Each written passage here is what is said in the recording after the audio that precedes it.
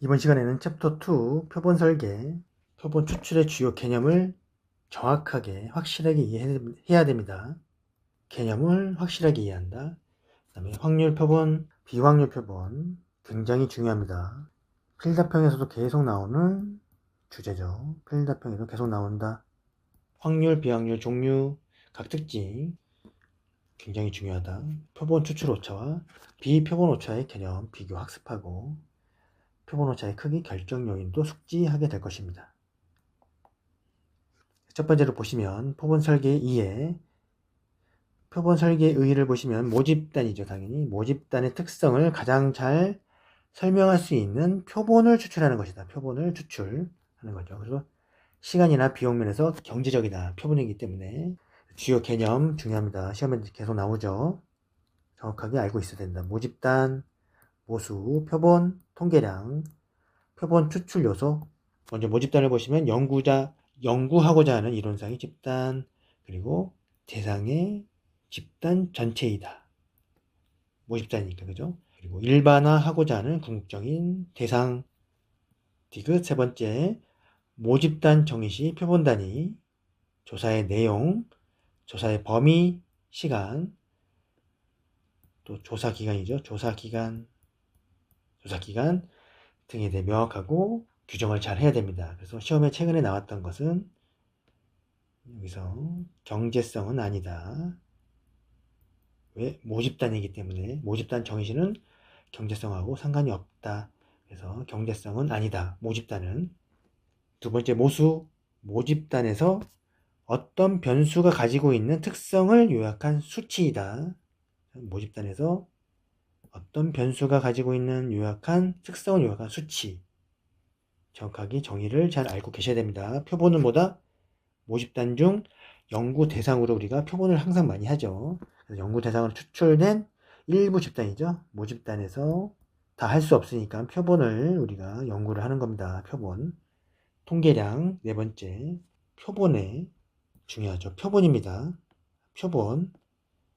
표본의 수치적 특성으로 표본에서 얻은 변수의 값을 요약하고 묘사한 표본들 값이다. 함수다. 그래서 표본이다.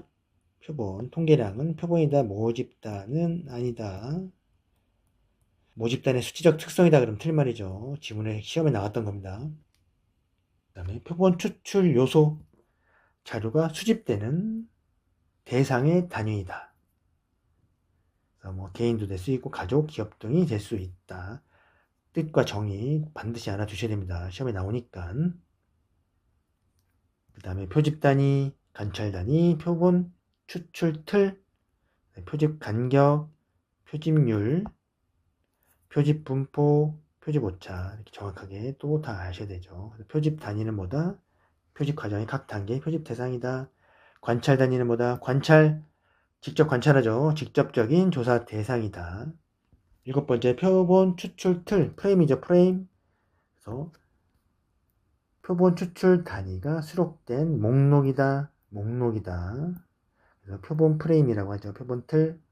그래서 목록 주시하시기 바랍니다. 틀은 목록이다. 틀과 모집단이 일치할 때 가장 이상적인 거죠. 그래서 모집단과 표집 틀이 일치하지 않아 발생하는 오류를 표집틀 오류라고 한다. 표집틀이 모집단보다 클 때, 그 다음에 모집단이 표집틀에 포함되지 않을 때, 표집틀과 모집단이 전혀 다른 집단일 경우 이 세 가지 한번 보시기 바랍니다. 그 다음에 표집 간격은 뭐다? 간격. 모집단으로부터 표본을 추출할 때, 모집단으로부터 당연히 표본을 추출할 때 간격이 나오는 거죠. 추출되는 요소 간의 간격이다. 표본 간의 간격이다. 표본의 크기분의 모집단의 크기죠. 표집률은 뭐다? 모집단에서 개별 요소가 선택되는 비율이다. 표집률이죠. 당연히 비율이기 때문에 표집 간격과 반대다. 반대. 모집단의 크기 분모죠. 표본의 크기가 분자로 가고 반대식이 된다.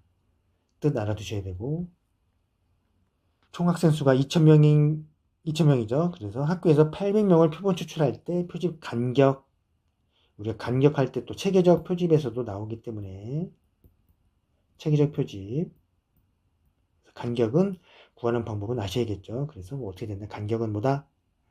표본의 크기분의 모집단의 크기. 표본의 크기가 다시 800명이니까 800분의 2000, 2.5.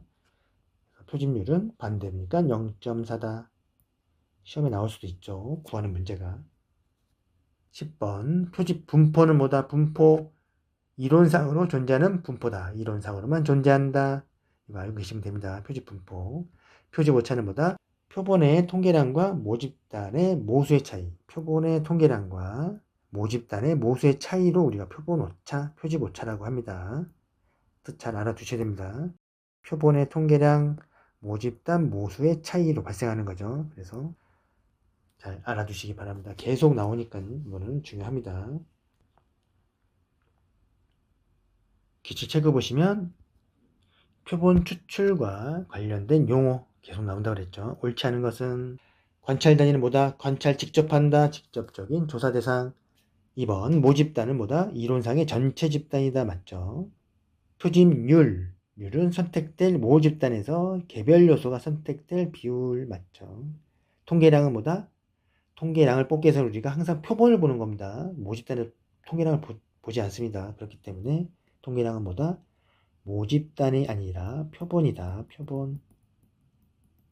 표본에서 어떤 변수가 가지고 있는 특성을 요약한 통계치이다. 틀린 것은 4번.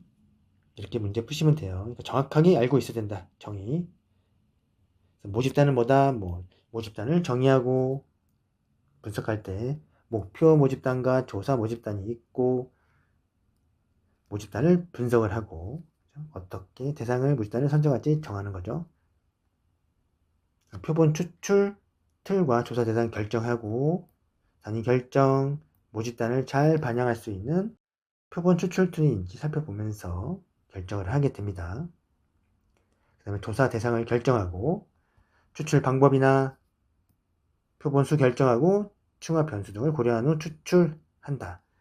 중요하죠? 한번 읽어보시고요. 또 중요한 거 여기서부터 또 중요하다. 그러면 표본 추출이 뭐냐? 샘플링이죠. 샘플. 우리가 전체 모집단에서 항상 표본을 추출해서 우리가 조사를 한다. 시간과 경제성 때문에 표본을 거의 하게 돼 있습니다. 그래서 모집단으로부터 조사 대상을 선정하는 과정이다. 이것을 우리가 표집이라고 한다. 표집. 그래서 표본 추출은 어떻게 된다? 대표성과 적절성이 있어야 된다. 대표성 얼마나 잘 반영할 수 있는지, 적절성은 어느 정도 크게 표본을 선정해야 적은 비용으로도 정확한 결과를 가져올 수 있는지 적절하게 우리가 선정을 해야 되는 거죠. 그래서 대표성과 적절성 중요합니다. 대표성과 적절성. 표본 추출 과정에서 표본 추출 오차는 어떻게 된다? 반드시 발생하게 돼 있다. 그래서 반드시 발생하지 않는다 그러면은 틀린 말이죠. 이거 중요한 말. 표본 추출 오차는 표본 추출 과정에서 반드시 발생하게 돼 있다. 이렇게 알아두시면 됩니다. 그래서 표본 추출의 장단점 보시고 시간 절약하는 거죠. 표본. 그 다음에 신속히 처리할 수 있다. 전수조사가 불가능할 때 한다. 비표본 오차도 줄일 수 있다. 알아두시기 바랍니다. 어려운 건 아니니까. 그래서 표집에서 가장 중요한 요인은 뭐다? 대표성과 적절성이다. 시험 문제 나왔죠. 그래서 3번이 되는 겁니다. 대적. 이렇게 외우시면 되죠. 표본 추출 설계는 뭐다? 확률과 비확률. 굉장히 중요하다. 이제부터 엄청 중요한 내용들이 나옵니다. 확률, 비확률. 이번 단에서는 확률, 비확률만 알아도 거의 한 70% 완성한 겁니다. 70%. 그래서 확률이라는 것은 연구 대상이 표본으로부터 어떻게 된다? 추출될 확률이 알려져 있는 겁니다. 알려져 있는 거. 그래서 중요한 건 뭐다? 무작위다. 확률은 무작위로 한다. 무작위, 랜덤. 그래서 모든 모집단의 모든 요소가 표본으로 추출될 확률이 0이 아닙니다. 0이 아니다. 그래서 그 확률을 알 수 있다. 확률은. 그게 확률의 특징이다. 종류 정확히 아셔야 되고 비확률은 뭐다? 추출될 확률이 알려져 있지 않을 때 우리가 주관적으로 표본을 임의적으로 선정하는 것을 우리가 표본 비확률, 표본 추출이다. 확률보다는 당연히 어떻다? 시간과 비용이 절약되고 표본 설계가 당연히 쉽기 때문에 사회조사에서 널리 많이 쓰인다. 그래서 종류, 할당 주의, 편의, 눈덩이, 확률은 단순 체계적 층화 군집 반드시 알아두셔야 됩니다. 이거는 중요합니다. 그래서 문제를 보시면 표본 추출 방법 틀린 것은 비확률 추출 방법은 표본 추출 오차를 구하기 쉽다. 비확률은 절대 표본 추출 오차가 발생할 수 없다. 표본 확률만 나옵니다. 그래서 말이 안 되는 거죠. 그래서 확률, 표본 추출은 통계치로부터 모수치를 어떻게 한다? 우리가 추정할 수 있다, 알 수 있다. 확률은 뭐다? 모집단의 구성률과 표본으로 추출된 확률을 알 수 있다. 추정할 수 있다. 비확률은 뭐다? 모집단의 구성률과 표본으로 선정된 확률이 동일하지 않기 때문에 우리가 비확률이라고 하는 겁니다. 답은 1번.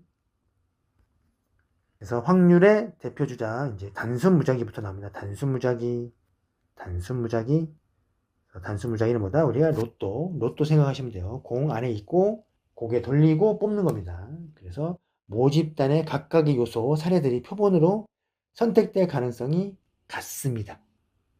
그래서 우리가 랜덤을 무작위로 하기 때문에 이거를 선택될 가능성이 같다고 보는 거죠. 그래서 모집단의 모든 계좌가 표본으로 추출된 확률이 같으므로 구성 요소가 표집 단위가 되는 겁니다. 이게 중요한 요소죠. 키워드. 그래서 네 번째, 모집단이 정확히 정의되어 있다. 확률, 단순 무작위. 모집단의 구성 요소를 정확히 파악하여 표집틀을 작성해야 된다. 표집틀 작성. 그 다음에 난수표를 이용해서 표본 추출 방법 등 표집 효과 계산 시 준거가 된다. 기준이 됩니다. 기준, 확률의 대표주자. 기준은 뭐다? 단순 무작위다. 로또 초점이다. 무작위. 장단점. 시험 문제, 단순 무작위 표집의 장단점, 체계적 표집의 장단점, 층화 표집의 장단점, 집락 표집의 장단점 다 알고 있어야 됩니다. 그래서 단순 무작위는 추출 방법이 순서가 먼저 표집틀을 작성, 단순 무작위는 표집틀을 작성한다. 그 다음에 표본 크기를 결정한다. 표본 크기 결정. 그 다음에 어떻게 한다? 난수표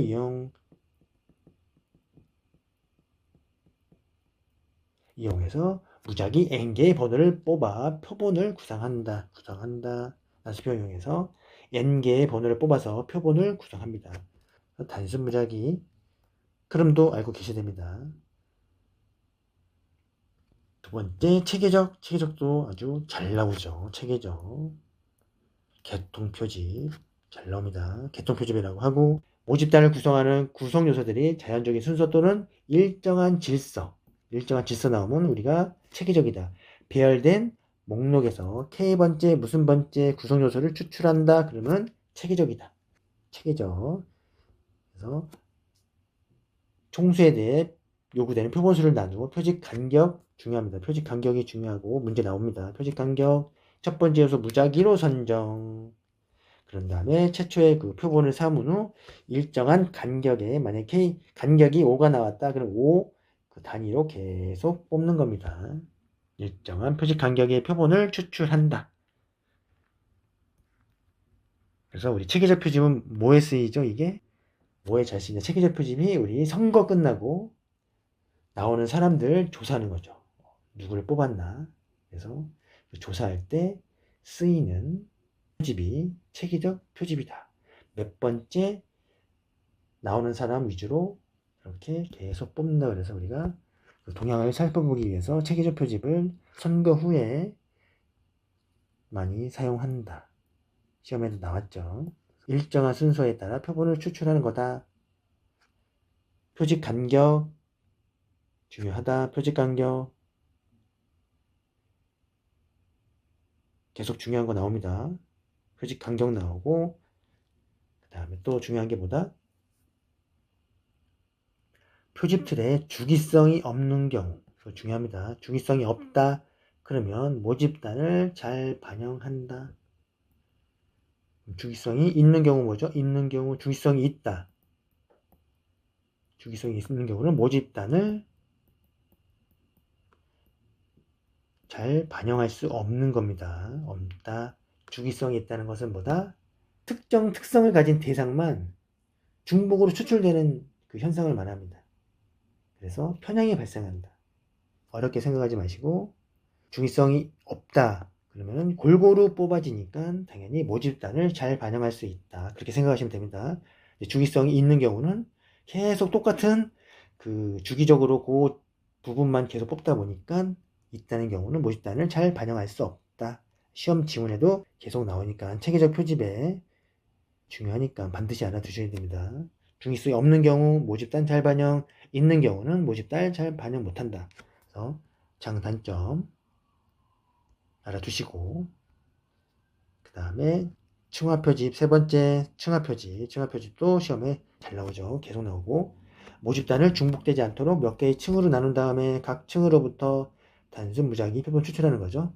그래서 모집단 일정한 기준에 따라 서로 상이한 부분 집단으로 나누고 이들로부터 빈도에 따라 적절한 일정 수의 표본을 무작위로 추출. 그래서 중요하죠. 집단 내 동질적이다. 집단 간은 일적이다. 그래서 층화 표집을 할 땐 제가 항상 얘를 A중학교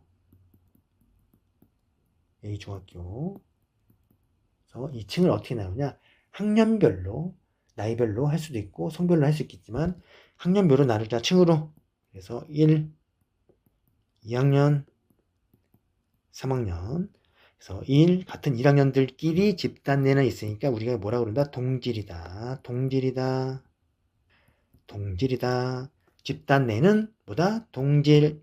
집단 간에는 다르니까 이질이다. 2학년, 3학년 다르죠. 이질. 그래서 이렇게 외우시기 바랍니다. 그러면 잊어버리지 않는다. 시험에 계속 나오니까 헷갈리지 않게 지문에 계속 나옵니다. 중요합니다.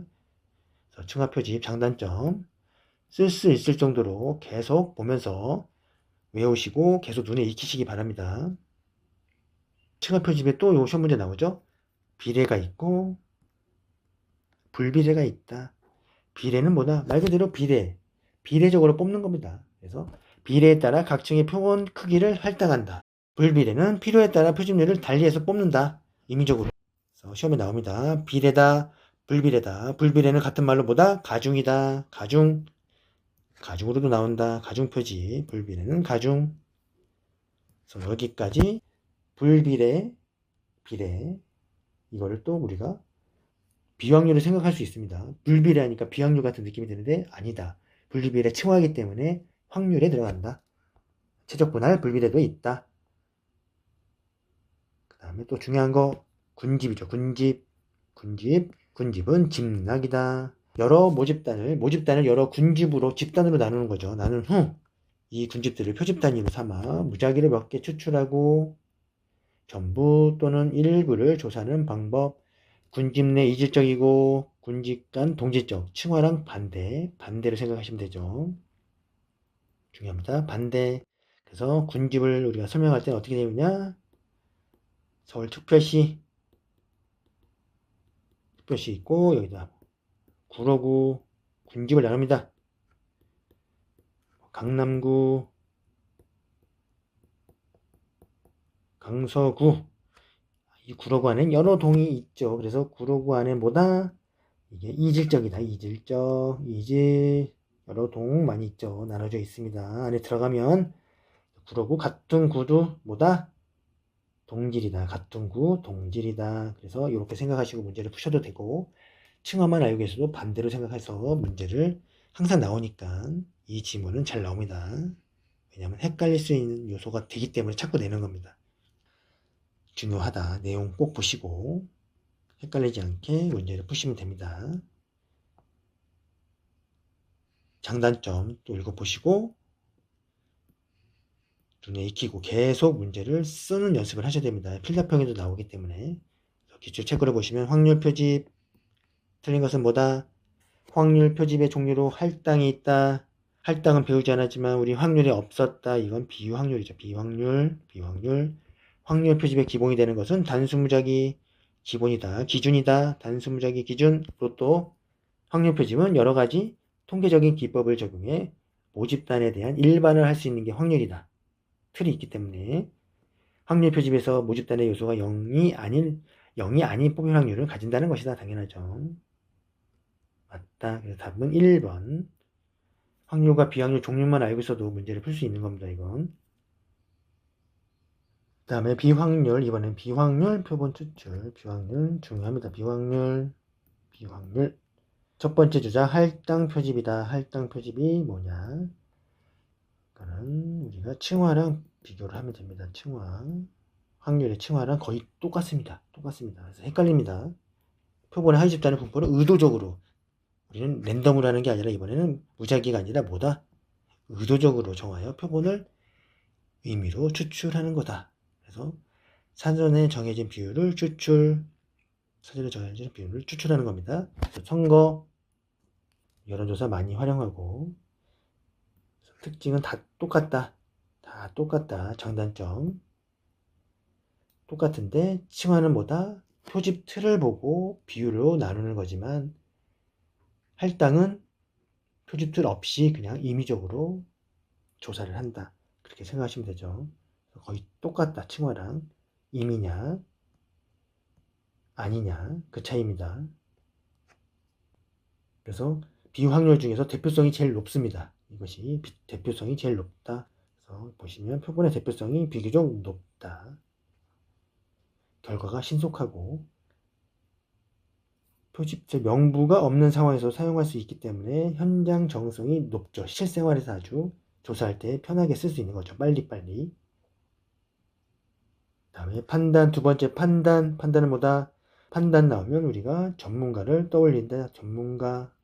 전문가를 떠올리자. 그래서 조사 문제를 잘 알고 있거나 모집단의 의견을 효과적으로 반영할 수 있을 것이라고 판단되는 특정 집단을 표본으로 선정한다. 유의표집이라고 합니다. 유의표집. 본조사보다는 예비조사나 시험조사, 탐색적 조사에 많이 사용된다. 그래서 장단점 반드시 또 알아두시고 계속 연습을 하셔야 된다. 그 다음에 편의 표집. 세 번째 편의. 말 그대로 편하게 표집하는 겁니다. 제일 쉽게 손쉽게 가능한 대상을 선택해서 우리가 표본으로 추출, 비확률, 편리성에 기준을 두고 표본을 추출한다. 편리성 어렵지 않습니다. 편의. 장단점 보시고, 그다음에 눈덩이도 시험에 잘 나오죠. 그래서 소규모 응답자가 조사를 하고 그 응답자를 통해 아름아름 계속 소개를 통해서 조사를 하는 방법이다. 그래서 눈덩이 쳐진다고 해서 눈덩이 표집이라고 하는 겁니다. 연결 가진 사람들 대상으로 연구를 할 때 많이 쓰인다. 잘 해놓고 할 수 없으니까 소개를 통해서 조사를 하는 거다. 그래서 눈덩이 표집이다. 시험에 잘 나오고 제일 쉽습니다. 눈덩이는 시험에 나와도 금방 맞출 수 있고. 비확률 나왔죠. 설명으로 틀린 것은 표지 오류를 확인하기 어렵다. 이게 비확률의 특징. 일반하기 어렵다. 비확률의 특징. 대표성 확보하기 어렵다. 비확률 특징. 확률 표본 추출에 비해 시각 비용이 많이 든다. 많이 들면 비확률을 할 수 없죠. 적게 되니까 비확률을 많이 쓴다. 편하게 빨리 시각 비용이 경제적이다. 이렇게 하시면 되죠. 어렵지 않습니다. 그래서 우리가 다시 강조하지만 확률 종류, 비확률 종류 4개, 각 특징 정확하게 내용에 알고 계셔야 됩니다. 그래야지 문제로 자연스럽게 또 쓸 수 있다. 나중에 또 문제 풀면서 보시면 쉽게 더 다가옵니다. 표본 추출 절차를 수립 어떻게 하냐. 모집단을 먼저 확정, 그 다음에 표집틀을 선정, 표본 추출 방법 결정, 표본 크기 결정, 표본 추출 실행. 그래서 방법은 어떻게 된다? 모틀 방구추다. 모틀 방구추. 그래서 요것만 외워도 거의 문제는 다 맞춥니다. 모틀 틀 프레임, 틀 방법, 크기, 추출 추. 그래서 모틀 방구추. 이거 외우면 절차는 충분히 마칠 수 있습니다. 모틀 방구추 외우시기 바랍니다. 그래서 당연히 하면 3번이 되겠죠.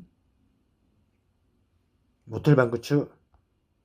5번 보시면 표본 추출 오차와 비표본 오차 중요하죠. 이제 계속 나옵니다. 표본 오차와 미표본 오차, 전체 오차는 당연히 뭐 전체 대표성의 문제가 생기고 오차가 생기면 표본과 비표본으로 구분된다. 표본 추출 오차는 뭐다? 표본 추출 오차 샘플 하면서 발생하는 오차죠. 표본 추출 과정에서 발생하는 오차다. 표집 오차라고 하고 표본 오차라고 합니다.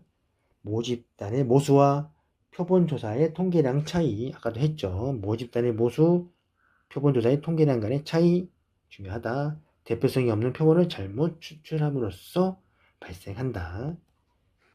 중요한 거 나옵니다. 표본 크기가 클수록 당연히 분산이 작을수록 작아진다. 표본의 크기가 커지면 표본 오차는 줄어듭니다. 근데 분산이 작을수록 어떻게 된다? 표본 오차는 작아진다. 이거는 비례죠. 분산과는 비례, 크기와는 반비례. 중요합니다. 계속 나옵니다. 지문에. 이질적인 모집단보다 당연히 동질적인 같은 모집단이 있을수록, 친한 모집단일수록 감소하겠죠. 오차가. 중요하죠. 그 다음에 표본 크기가 같은 경우 표본 추출 오차는 층화가 제일 작고 단순이 제일 중간이고 군집이 제일 큽니다. 그리고 시험에도 나오니까 중요하다. 추출 오차는 층화가 제일 작다. 다음에 단순 군집이 제일 크다. 군집은 제일 크다 생각하시면 됩니다. 표본 추출 오차가 커질수록 당연히 오차가 커지면 어떻게 되죠? 모집단을 대표하는 정확성이 낮아지는 거죠. 오차가 계속 커지는데 좋지 않은 거잖아요. 그래서 정확성이 떨어진다. 그 다음에 비표본 추출 오차, 비표집 오차 이외의 과정에서 나오는 거죠. 표본 추출 이외의 과정에서 발생하는 오차다. 준비 과정이나 실제 조사, 자료 집계할 때 자료 처리 과정에서 발생하고 표본 조사와 전수 조사 모두 발생한다. 비표본 오차 중요하죠. 완전히 극복할 수는 없지만 검토 과정을 추가하거나 조사원을 훈련시킨다. 추가하거나 조사원을 훈련시키는 등의 방법으로 감소시킬 수 있다. 그래서 비표본 오차를 줄이는 방법 시험에도 나오죠. 하다. 비표본 오차, 무응답 시 재조사 계획을 세운다. 보상과 특혜를 준다. 그 다음에 자료 점검을 통해 자료 입력 및 처리 과정에 생기는 오류를 막는다. 설문지를 정확히 설계한다. 비정확하면 당연히 오류가 발생하겠죠. 설문지 정확히 설계를 한다. 조사원의 교육을 철저히 시키고 인센티브 부여해서 적극적으로 임하도록 한다. 중요하다. 표집 오차, 설명으로 옳지 않은 것은 표집 오차, 표집을 표본을 추출함으로써 발생하는 오차를 우리가 표집 오차. 표본의 크기가 크면 어떻게 된다고 그랬죠? 표본의 크기가 커지면 커진다. 표본이 그러면 오차는 감소한다. 맞죠? 맞다. 비확률 표집 오차를 줄이면 표집 오차도 줄어든다. 비확률 표집에서 편향을 줄인다고 해서 확률적 의미의 표집 오차가 줄어드는 것은 아니다. 이거는 확률 표집 오차에서 표집 오차죠. 관계가 있는 건. 그래서 틀린 말. 표집 오차는 통계량과 모집단과 모수 맞죠? 표집 오차는 표본 추출 과정에서 발생한다. 맞습니다. 틀린 것은 2번. 그 다음에 표본의 크기를 결정해야 되죠. 표본 크기는 뭐, 실제 자료량을 크게 결정되는 거 읽어보시면 되고, 표본 크기가 커질수록 모수와 통계값의 유사성이 커지므로 모집단에 대한 대표성이 당연히 높아진다. 표본의 크기가 커질수록 대표성이 높아진다. 표본의 크기 결정 시 예산이나 무슨 추정 오차 한계, 표본 추출 방법 결정해야 되죠. 예산, 방법 결정을 해야 된다.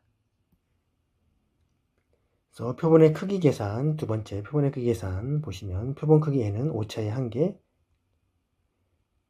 한계보다 통계량 허용 오차 D를 정해 결정할 수 있다. 두 번째, 표본 크기 N은 허용 오차 D의 제곱에 반비례한다. 나중에 통계 때 배우시겠지만 크기는 D, 항상 D가 D분의 Z 실내수준 2 곱하기 시그마죠. 여기에 제곱을 하게 되니까 D 제곱이라고, 제곱의 반비례는 여기다 제곱을 해주면 되죠. 양변에 제곱을 하게 되면 D 제곱분의 Z 제곱 곱하기 시그마 제곱, 이렇게 되기 때문에 크기에는 뭐다? 반비례한다. 그래서 이렇게 나오는 거죠. 반비례한다, 이렇게 알고 계시면 됩니다. D제곱에 반비례한다. 표본 크기에는 집단별로 필요한 통계량과 조사 결과의 분석 방법에 따라 달라진다. 세 번째 중요하죠. 결정 시 이것도 고려사항, 시험에 잘 나옵니다. 모집단이 이질적인 거죠. 동질적인 게 아니라 이질적으로 표본 크기 당연히 커야 되죠. 이질적이기 때문에. 동질적이면 작아도 상관없지만 이질적일수록 표본 크기는 커야 된다. 두 번째, 사용하고자 하는 변수의 수가 많을수록 표본의 크기 당연히 커야 된다. 변수의 수가 많을수록. 3번, 허용 오차가 작을수록 표본의 크기는 커야 된다. 허용 오차가 작다. 표본의 크기는 반비례죠. 추정값에 대한 높은 신뢰 수준이 요구될수록 표본 크기는 커야 된다. 신뢰 수준이 95%에서 99%로 늘어났다. 그러면 표본 크기는 당연히 커야 된다. 이거 잘 알아두시기 바랍니다. 높은 신뢰 수준이 요구될수록 크기는 커야 된다. 조사하고자 하는 변수의 분산값이 클수록, 이게 같은 말로 우리가 이질적일수록 같이 해석하면 됩니다. 이질적이다. 분산이 크다는 것은 데이터가 서로 제각각이면서 이질적이다. 분산값이 크다는 얘기는 그 얘기입니다. 그래서 같이 생각하시면 되죠. 그래서 요거 반드시 잘 알아두셔야 헷갈리지 않습니다. 꼭 확인하시기 바랍니다. 체크를 보시면 표본의 크기 설명으로 틀린 것은 허용 오차가 클수록 반대죠. 표본의 크기는 커야 되는 게 아니라 작아야 된다. 허용 오차는 반대다. 반비례 땡. 2번, 조사하고자 하는 변수의 분산값이 클수록 커야 되죠.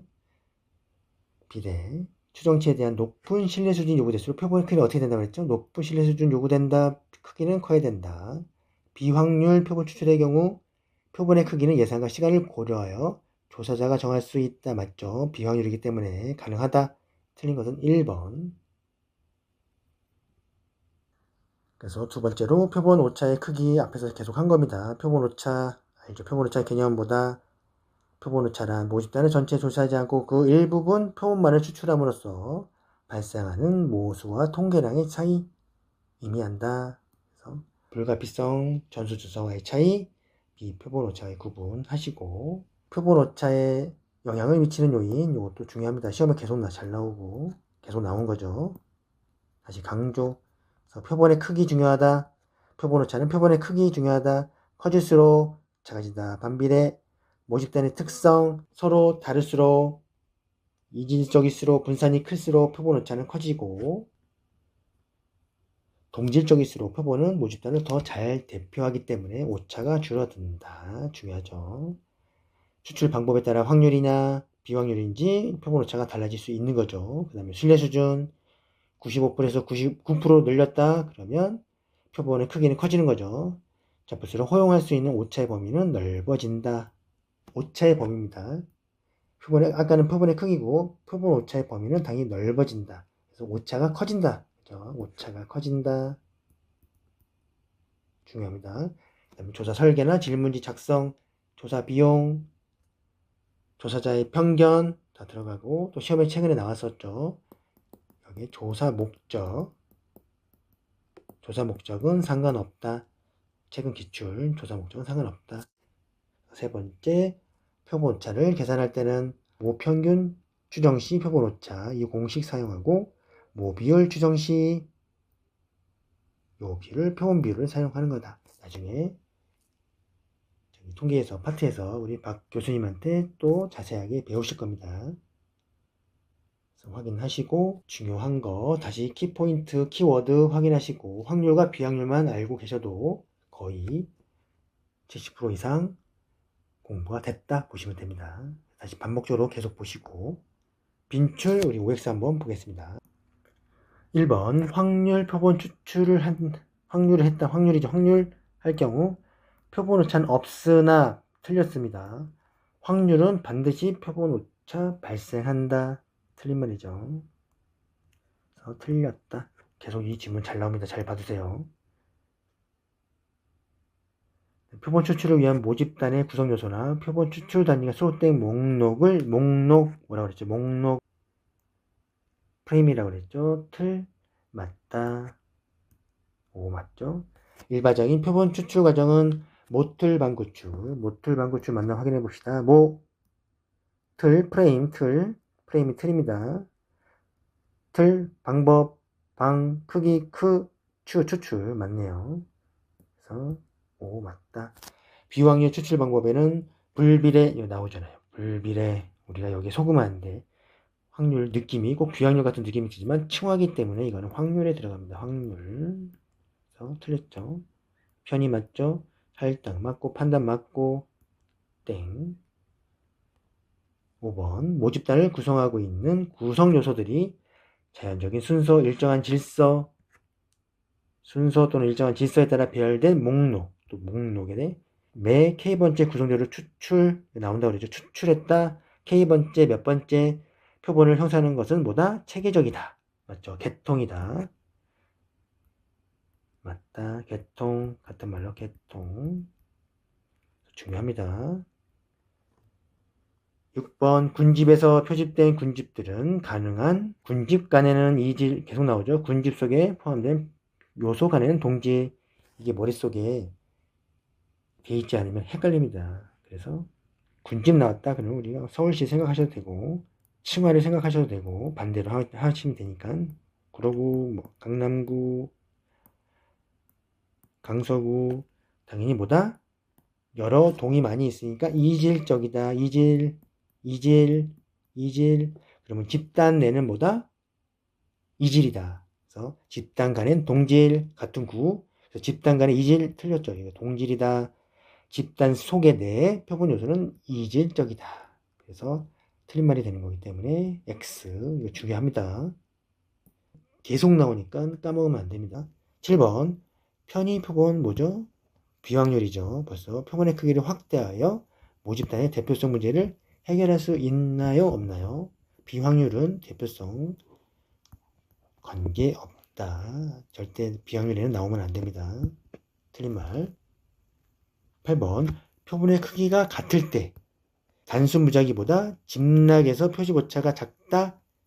집락이 작다? 아니죠. 단순 무작위가 더 작습니다. 층화가 제일 작고 제일 작죠. 그 다음에 단순, 그 다음에 집락 이런 순으로 크다. 집락이 큰 겁니다. 그렇기 때문에 요거 아까도 배웠지만 반드시 알아주셔야 됩니다. 그래서 틀린 말이죠. 8번에 땡. 9번 최근 기출문제 2,000명의 표본을 대상으로 국민들의 소비 성향을 조사하려 할 때 최소의 비용입니다. 중요한 건 최소의 비용. 표집 오차를 가장 효과적으로 감소시킨다. 그러면 어떤 방법이 제일 좋나? 모집단의 동질성을 확보한다. 이게 중요하다. 최소의 비용으로 표집 오차를 가장 효과적으로 감소시키는 방법은 동질성을 확보하는 거다. 그래서 최근 기출문제 또 나올 수 있고 계속 나올 수 있습니다. 맞죠? 10번 표본의 크기를 결정할 때 표본의 크기는 뭐죠? 작을수록 좋습니까? 반비례죠. 반비례 표본의 크기는 클수록 더 오차가 줄어드니까 당연히 크기는 클수록 좋다. 땡. 이렇게 문제를 풀어보셨고 다시 반복해서 문제를 이론을 잠깐 보시고 결국에는 문제를 많이 푸셔야 되니까 문제에 적용시킬 수 있어야 된다. 그래서 그 확률과 비확률 정확하게 종류 이 시간에는 종류 각 특징 반드시 머릿속에 외우고 가시면 되겠습니다. 수고하셨습니다.